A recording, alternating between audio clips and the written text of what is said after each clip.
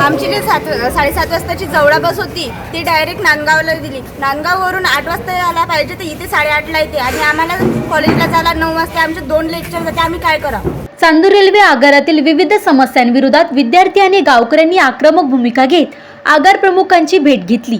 Ticket दरवाढीमुळे ग्रामीण भागातील विद्यार्थ्यांवर आर्थिक भुर्दंड पडत असल्याचा आरोप यावेळी करण्यात आला.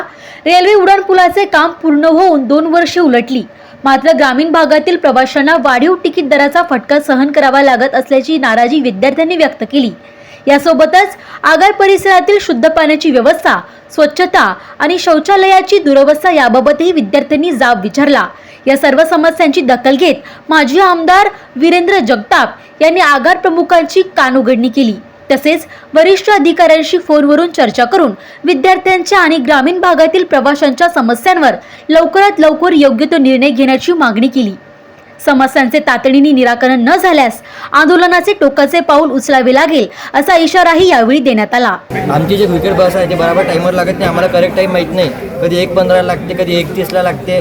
काल दिवशी आम्ही 2 वाजता इथे येऊन बसलो, ते म्हणजे 2 लागेल, 3 लागेल. बस 6:30 वाजता लागली.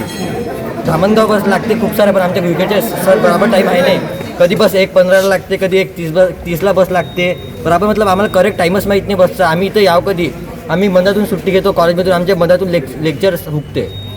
म्हणजे एकंदरीत वेळेवर बसेस नाही आहे. सकाळी पण जेव्हा आमची मतलब ते खरबीमधून जे बस येते तिला बरोबर टाईम आहे नाही. कधी 6 वाजता येते, कधी 6:30ला निघून जाते, कधी 6:50ला निघून जाते. आम्हाला करेक्ट टाईमच माहीत नाही, तर आम्ही स्टॉपवर जाणार कधी? बसचं वेळापत्रक डिस्प्ले करा तुम्ही आता इथं. आणि आमची भुईकेड बसच्या डिस्प्लेमध्ये भुईकेड बस दाखवत नाही कधी येणार आहे, कधी जाणार आहे. तर आम्ही टाईम कळू कसं की आमची बस कधी जाते, कधी येते?